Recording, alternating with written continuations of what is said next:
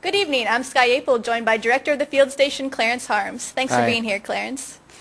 Could you tell me a little about what you do with recycling and composting? Well, I do a lot of things that are compost related, some that are not.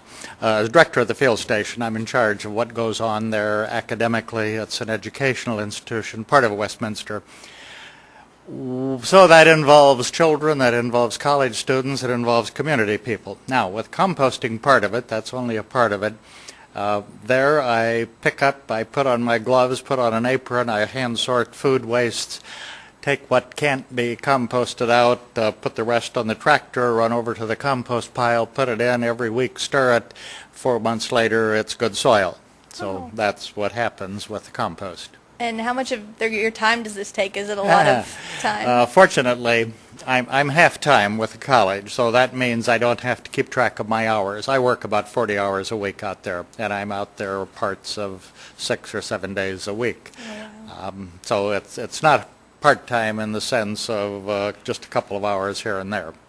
And how does the community get involved with the stuff you do? Well, the community is already involved in drop-offs. I have a place for them to bring their food waste, their shrubs, their Christmas trees, their kitty litter, that kind of thing, and they drop it off and I work with it from that point on.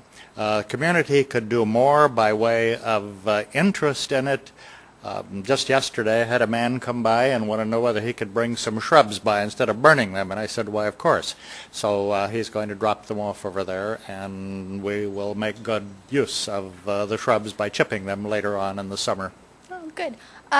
Students here at Westminster, is there anything we could do to help you out at all? Well, first of all, I guess the word is read, where containers say recyclables, that's the only thing that should go in there.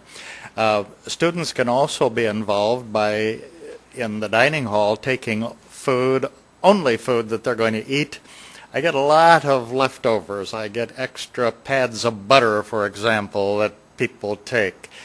And interestingly, what I do with those pads of butter that haven't been opened, I open them later on, feed them to the birds. Little packages of crackers I open up and I feed those to the birds too.